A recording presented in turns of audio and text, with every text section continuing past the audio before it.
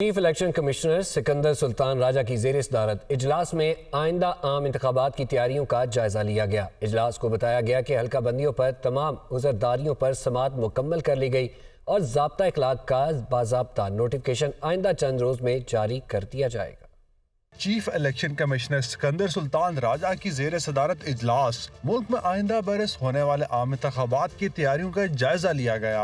اجلاس کو بریفنگ میں بتایا گیا کہ حلقہ بندیوں پر تمام عذرداریوں پر الیکشن کمیشن نے سماعت مکمل کر لی ہے اور مزید حتمی انتخابی فہرستوں کی پرنٹنگ نادرہ میں جاری ہے۔ ضابطہ اخلاق کا باضابطہ نوٹیفیکیشن آئندہ چند روز میں جاری کر دیا جائے گا۔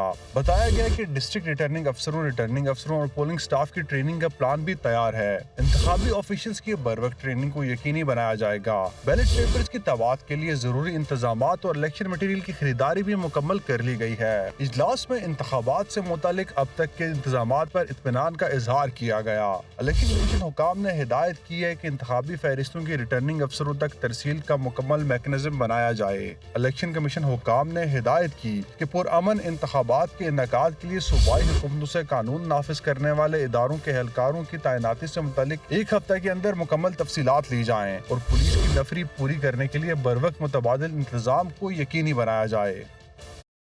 اور یہاں پر خبر شامل کریں گے سیون شریف سے، جہاں انڈس ہائی وے روڈ پر 2 مسافر بسوں اور ٹرک کے درمیان تصادم۔ سیون شریف حادثے میں 10 افراد شدید زخمی ہو گئے۔ زخمیوں کو طبی امداد کے لیے قریبی اسپتال منتقل کر دیا گیا ہے۔ دونوں مسافر بسیں کراچی سے لاڑکانہ جا رہی تھی جب یہ حادثہ پیش آیا۔ انڈس ہائی وے روڈ پر 2 مسافر بسوں اور ٹرک کے درمیان تصادم۔ حادثے میں 10 افراد شدید زخمی ہو گئے۔ زخمیوں کو طبی امداد کے لیے قریبی اسپتال منتقل کر دیا گیا ہے۔ دونوں مسافر بسیں کراچی سے لاڑکانہ جا رہی تھیں۔ انڈس ہائی وے روڈ پر 2 مسافر بسوں اور ٹرک کے درمیان تصادم۔ آگے بڑھیں گے، بات کریں گے chief of the army staff general Syed Asim Munir کی زیر صدارت جی ایچ کیو میں 82ویں فارمیشن کمانڈر کانفرنس کا انعقاد کیا گیا۔ کانفرنس کے شرکاء نے مسلح افواج، قانون نافذ کرنے والے اداروں اور شہریوں سمیت شہداء کو زبردست خراج تحسین پیش کیا۔ کانفرنس کے شرکاء نے دہشت گردوں اور ان کے سہولتکاروں اور شر پسند عناصر سے مکمل طاقت کے ساتھ نمٹنے کے عزم کا اعادہ کیا۔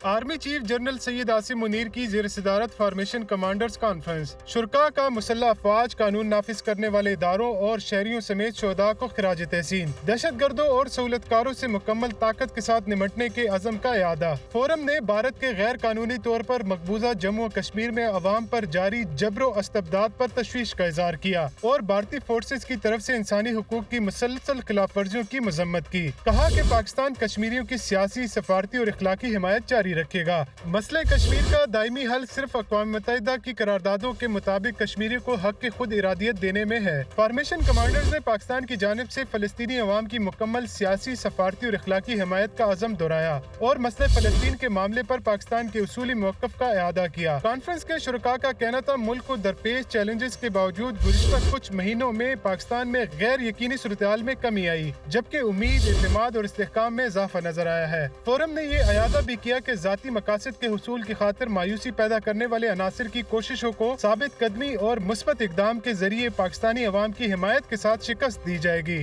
فورم کا کہنا تھا پاک فوج پائیدار استحکام اور سلامتی کے سفر میں قوم کا دفاع اور خدمت جاری رکھے گی۔ غیور پاکستانی عوام پرعزم اور متحد رہیں۔ فورم نے اعادہ کیا کہ معیشت کی بحالی، اسمگلنگ، ذخیرہ اندوزی، بجلی چوری، غیر قانونی غیر ملکیوں کی باوقار وطن واپسی اور قومی ڈیٹا بیس کی حفاظت کو یقینی بنایا جائے گا اور غیر قانونی سرگرمیوں کو روکنے کے لیے مختلف شعبوں میں حکومتی اقدامات کی حمایت کی جائے گی۔ بات کرتے ہیں عام انتخابات کی۔ عام انتخابات ایک ہی روز کرانے کے کیس میں جسٹس اطہر من اللہ کا اضافی نوٹ جاری۔ اضافی نوٹ 41 صفحات پر مشتمل ہے، جس میں انتخابات کے انعقاد میں 90 دن سے زیادہ تاخیر آئین معطل کرنے کی مترادف قرار دی گئی۔ اسلام آباد سے رپورٹ دیکھیے۔ جسٹس اطہر من اللہ نے اضافی نوٹ میں لکھا کہ قومی اسمبلی کی تحلیل کے بعد عام انتخابات 7 نومبر تک ہونا آئینی تقاضا تھا۔ انتخابات کی تاریخ دینا آرٹیکل 48 شق 5 کے تحت صدر کا ہی اختیار ہے۔ یہ یقینی بنانا صدر کی ذمہ داری تھی کہ پاکستانی ووٹ کے حق سے 90 دن سے زیادہ محروم نہ رہیں۔ اضافی نوٹ کے مطابق ملک بھر میں 90 روز میں انتخابات نہ کروا کے سنگین غلطی کی گئی۔ صدر یا گورنر انتخابات کی تاریخ دینے کی آئینی ذمہ داری پوری نہیں کر رہے تھے تو الیکشن کمیشن کو اپنا کردار ادا کرنا تھا۔ صدر مملکت اور گورنر کو اپنے منصب کے مطابق نیوٹرل رہنا چاہیے۔ الیکشن کمیشن صدر یا گورنر کے ایکشن نہ لینے پر خاموش تماشائی نہیں بن سکتی۔ اضافی نوٹ میں مزید لکھا کہ سیاسی جماعت بنانا، سیاسی جماعت کا کارکن ہونا اور انتخابات لڑنا آئینی حق ہے۔ گورنر خیبر پختونخوا نے 90 روز میں انتخابات کے انعقاد کی تاریخ نہ دے کر آئین کی خلاف ورزی کی ہے۔ کے پی اور پنجاب کے دونوں گورنرز نے اپنی آئینی ذمہ داریاں پوری نہیں کی۔ اس معاملے پر نہ الیکشن کمیشن متحرک ہوا، نہ ہی صدر مملکت نے مؤثر انداز میں اپنی ذمہ داری ادا کی۔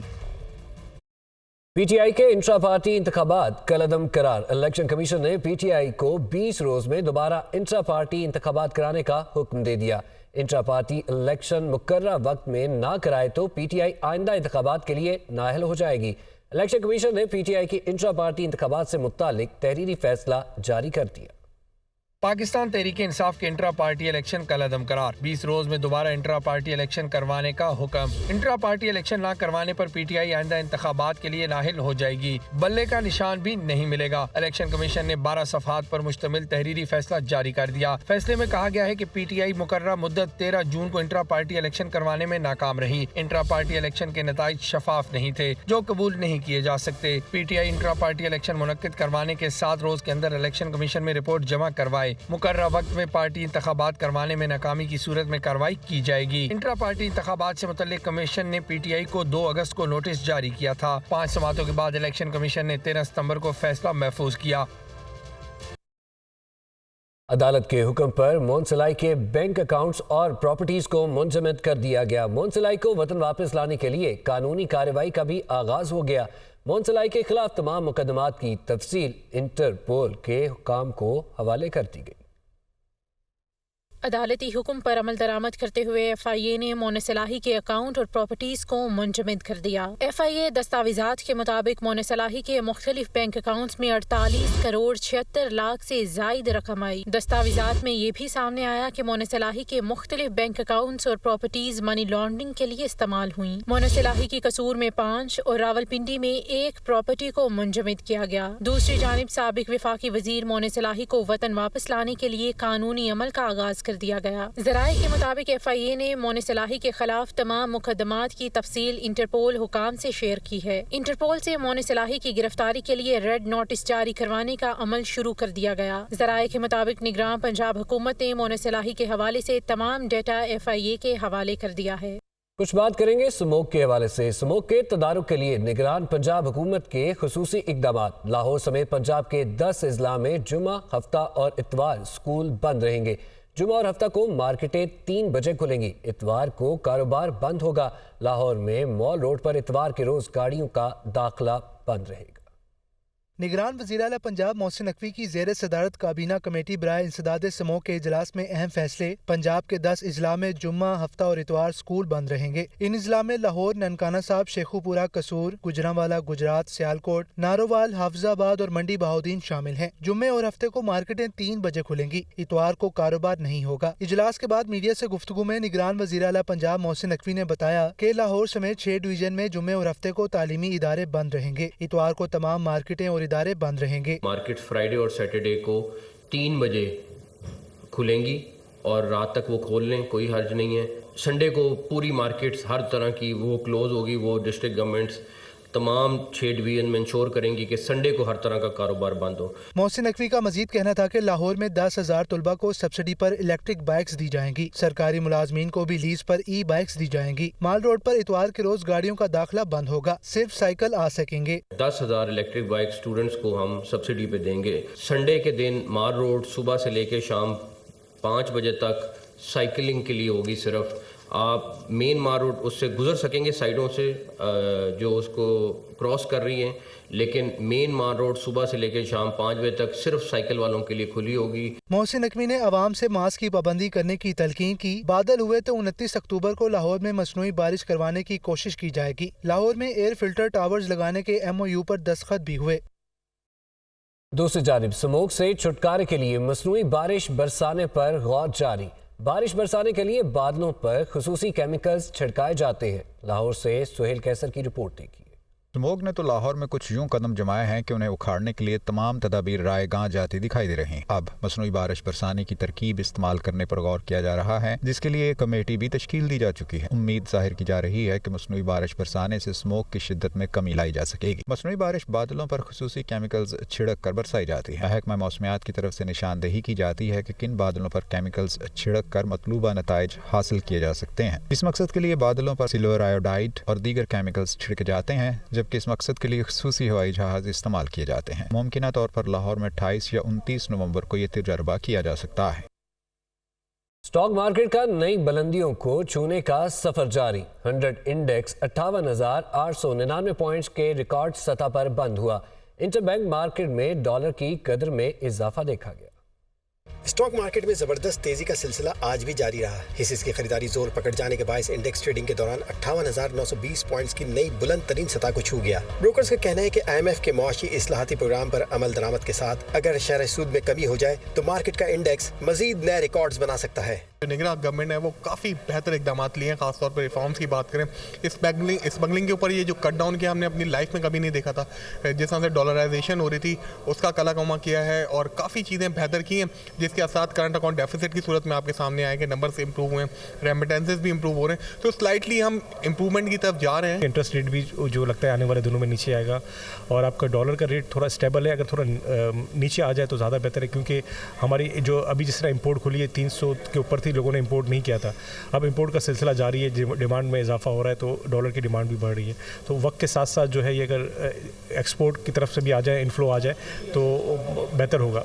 इंटरबैंक में डॉलर 285 रुपये 26 पैसे पर बंद हुआ, जबकि ओपन मार्केट में डॉलर 286 रुपये 50 पैसे पर मुस्तहकम रहा। दूसरी जानिब सोना 650 रुपये कमी से 2,15,850 रुपये तोला हो गया। के इलेक्ट्रिक सार्फिन को बिजली का एक और झटका। फी यूनिट सरचार्ज में इजाफा कर दिया गया। इजाफी सरचार्ज से के इलेक्ट्रिक के सार्फिन पर 24 अरब 50 करोड़ से जायद का बोझ पड़ेगा। इस्लामाबाद से रिपोर्ट देखिए।